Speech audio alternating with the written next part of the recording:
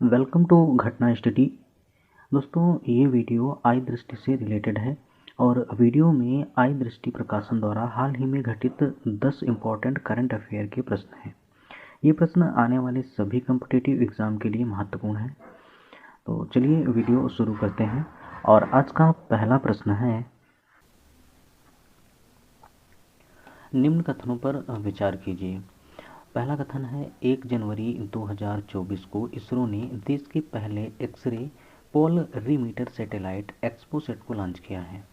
दूसरा कथन है, इसे ध्रुवीय उपग्रह प्रक्षेपण यान PSLV-C52 से लॉन्च किया गया है। तो उपयुक्त कथनों में से कौन सा या कौन से कथन सही हैं? तो उसका केवल पहला कथन सही है। 1 जनवरी 2024 को इसरो ने देश के पहले एक्सरे पोलरीमीटर सैटेलाइट एक्सपोसेट को लॉन्च किया है।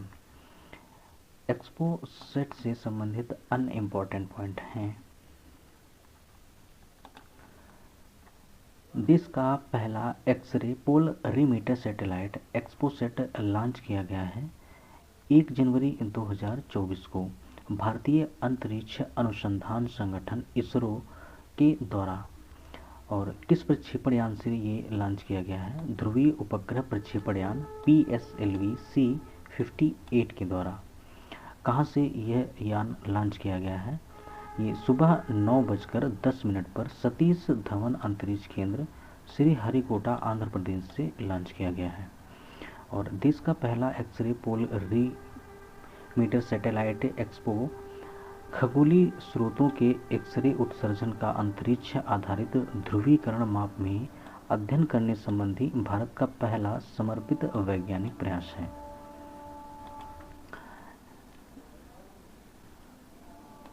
और इस प्रक्षेपण के साथ भारत ब्लैक होल और न्यूट्रॉन नक्षत्रों के अध्ययन के लिए विशिष्ट खगोल शास्त्रीय वेधशाला भेजने वाला दूसरा देश बना है।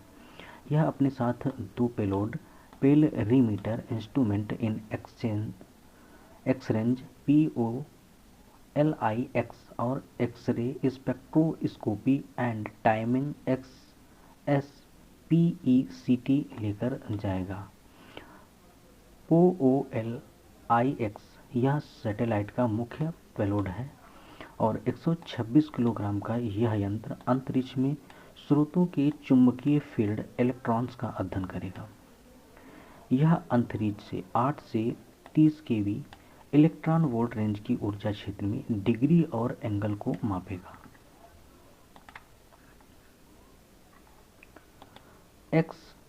XSPECT यह पेलोड 0.8 से 15 केवी इलेक्ट्रॉन वोल्ट की ऊर्जा क्षमता में स्पेक्ट्रोस्कोपिक जानकारी प्रदान करेगा और इसका निर्माण एक्सरे के बारे में और अच्छे से जानकारी उपलब्ध कराने में मदद करना है।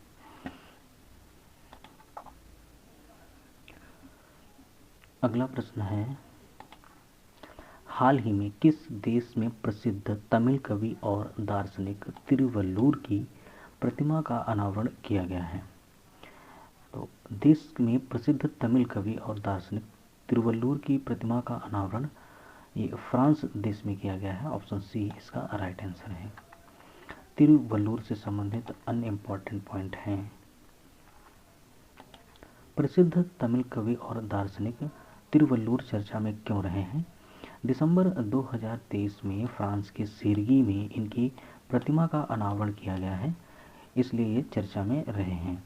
और तिरुवल्लुवर गणना, इनकी गणना संगम काल के उत्कृष्ट कवियों में होती है। और तिरुवल्लुवर के द्वारा लिखित पुस्तक कुरल को तमिल साहित्य का बाइबिल तथा लघु वेद माना जाता है। अगला प्रश्न है, दिसंबर 2023 को कहां पर देश के सबसे बड़े खेल विज्ञान केंद्र का उद्घाटन किया गया है? तो देश के सबसे बड़े खेल विज्ञान केंद्र का उद्घाटन ऑप्शन बी भुवनेश्वर में किया गया है।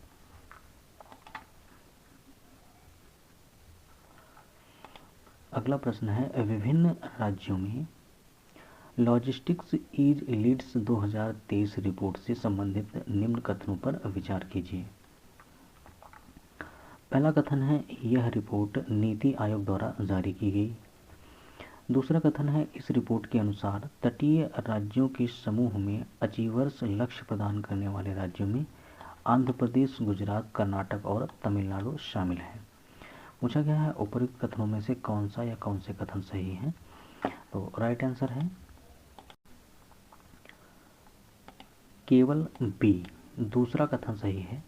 इस रिपोर्ट के अनुसार तटीय राज्यों के समूह में अचीवर्स लक्ष्य प्राप्त करने वाले राज्यों में आंध्र प्रदेश, गुजरात, कर्नाटक और तमिलनाडु शामिल हैं। संबंधित अन्य तथ्य हैं,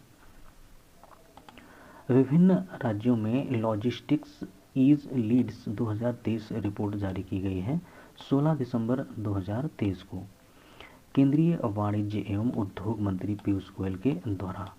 और लॉजिस्टिक ईज लीड्स 2023 रिपोर्ट का यह 5वां संस्करण है। लीड्स की परिकल्पना वर्ष 2018 में विश्व बैंक के लॉजिस्टिक्स प्रदर्शन सूचकांक के तर्ज पर की गई थी। लीड्स की परिकल्पना वर्ष 2018 में विश्व बैंक के लॉजिस्टिक्स प्रदर्शन सूचकांक के तर्ज पर की गई थी।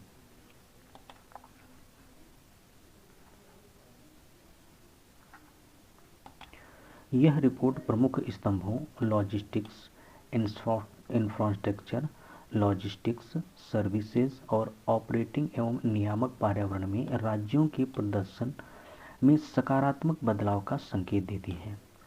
यह रिपोर्ट मई और जुलाई 2023 के बीच किए गए अखिल भारतीय प्राथमिक सर्वेक्षण पर आधारित है, जिसमें 36 राज्यों एवं केंद्र शासित प्रदेशों में 7300 यानी कि 7300 से अधिक प्रतिक्रियाएं शामिल हैं। लीड्स 2023 की प्रदर्शन संबंधी विशेषताएं हैं।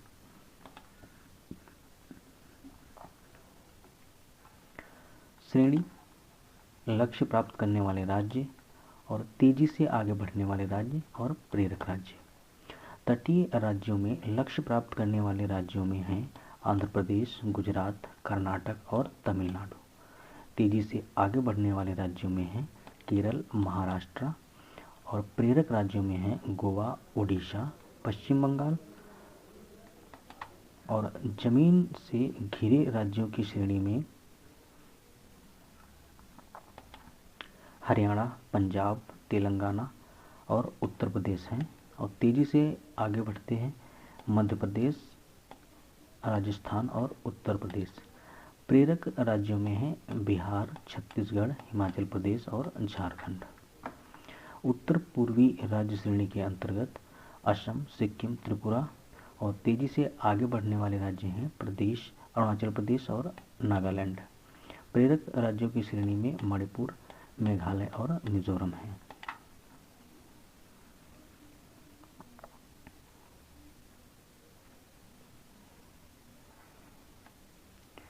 केंद्र शासित प्रदेशों की श्रेणी में लक्ष्य प्राप्त करने वाले केंद्र शासित प्रदेश हैं चंडीगढ़ और दिल्ली। और तेजी से आगे बढ़ने वाले केंद्र शासित प्रदेश हैं अंडमान और निकोबार द्वीप समूह और लक्षद्वीप, पांडुचेरी। और प्रेरक राज्यों में हैं दमन एवं दीव, दादरा एवं नागर हवेली, जम्मू कश्मीर और लद्दाख। अगला प्रश्न है, दिसंबर 2023 में किसकी अध्यक्षता में संसद सुरक्षा उल्लंघन घटना की जांच हेतु समिति गठित हुई है? तो ये अनीश दयाल सिंह की अध्यक्षता में संसद सुरक्षा उल्लंघन घटना की जांच हेतु समिति गठित हुई है। ऑप्शन सी राइट आंसर है। संसद सुरक्षा उल्लंघन घटना की जांच हेतु समिति गठित हुई है 13 दिसंबर 2023 को। और किसके द्वारा यह समिति गठित हुई है? गृह मंत्रालय, भारत सरकार के द्वारा। सीआरपीएफ के महानिदेशक अनीश दयाल की अध्यक्षता में। और सीआरपीएफ के महानिदेशक को ये अतिरिक्त प्रभार दिया गया है। इस समिति में अन्य सुरक्षा एजेंसियों के सदस्य और विशेषज्ञ भी शामिल हैं। जांच समिति संसद की सुरक्षा में सेंध के कारणों की जांच के अलावा खामियों की पहचान करेगी और आगे की कार्रवाई की सिफारिश करेगी। यह समिति संसद की सुरक्षा में सुधार के सुझावों और सिफारिशों के साथ जल्द अपनी रिपोर्ट सौंपेगी।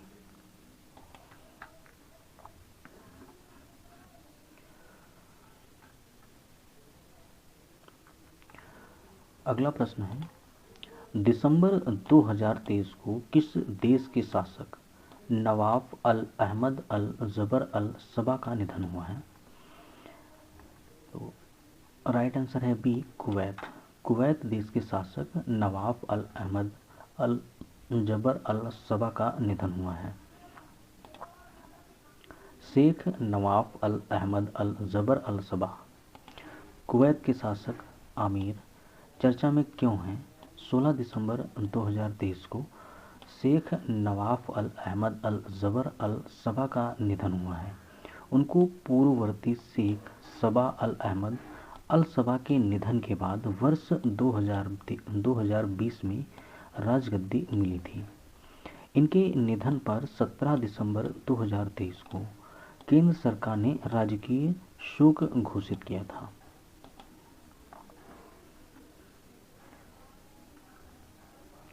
अगला प्रश्न है, दिसंबर 2023 के मध्य अंतर्राष्ट्रीय गीता महोत्सव 2023 कहाँ आयोजित किया जा रहा है? कुरुक्षेत्र। अंतर्राष्ट्रीय गीता महोत्सव 2023 कुरुक्षेत्र में आयोजित किया जा रहा है। राइट आंसर है बी, कुरुक्षेत्र। अंतर्राष्ट्रीय गीता महोत्सव 2023 आयोजित किया गया 7 से 24 दिसंबर 2023 के मध्य, और ये कहाँ आयोजित किया गया है? कुरुक्षेत्र, हरियाणा में। 17 दिसंबर 2023 को उपराष्ट्रपति जगदीप धनखड़ ने इस महोत्सव का उद्घाटन किया। इसके साथ ही उपराष्ट्रपति ने 17 से 18 दिसंबर 2023 के मध्य कुरुक्षेत्र विश्वविद्यालय एवं कुरुक्षेत्र विकास बोर्ड द्वारा आयोजित 8वीं अंतर्राष्ट्रीय गीता संगोष्ठी को संबोधित किया। इस संगोष्ठी का विषय था वसुधैव कुटुंबकम, श्रीमद् भागवत गीता और वैश्विक एकता। इस संगोष्ठी का विषय है वसुधैव कुटुंबकम, श्रीमद् भागवत गीता और वैश्विक एकता।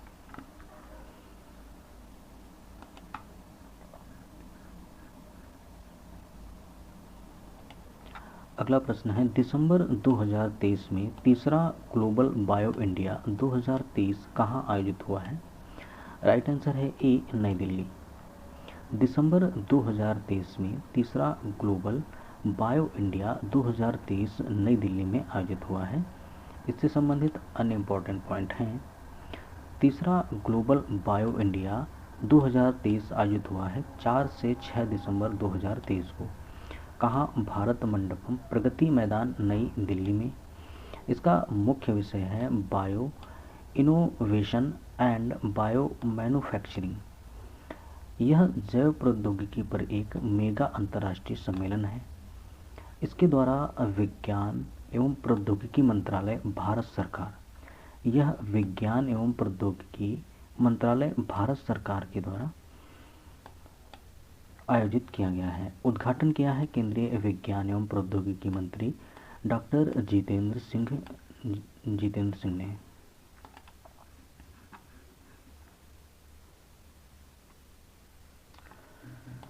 दिसंबर 2023 में कब से बनने वाले ट्रकों के केबिन में एयर कंडीशनर एसी होना अनिवार्य कर दिया गया है? राइट आंसर है बी, अक्टूबर 2025 से।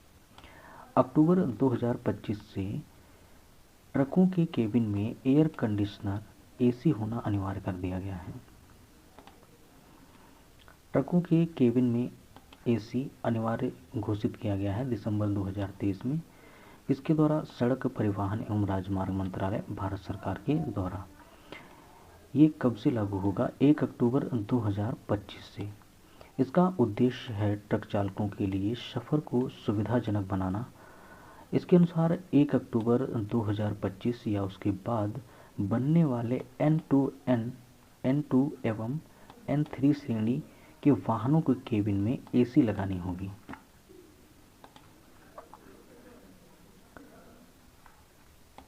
अगला प्रश्न है, दिसंबर 2023 में नए भारत का सामवेद नामक पुस्तक का अनावरण किसके द्वारा किया गया है?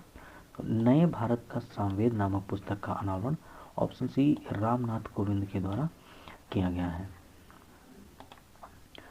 नए भारत का सामवेद पुस्तक का अनावरण दिसंबर 2023 में पूर्व राष्ट्रपति रामनाथ कोविंद के द्वारा किया गया है और यह पुस्तक प्रधानमंत्री नरेंद्र मोदी के संविधान विषयक उद्बोधनों का एक संकलन है। यह पुस्तक प्रधानमंत्री नरेंद्र मोदी के संविधान विषयक उद्बोधनों का एक संकलन है। तो वीडियो यहीं पे समाप्त होता है। वीडियो अगर आप लोगों को यूज़फुल लगा हो तो चैनल को सब्सक्राइब कर दें और वीडियो को लाइक कर दें। वीडियो देखने के लिए धन्यवाद।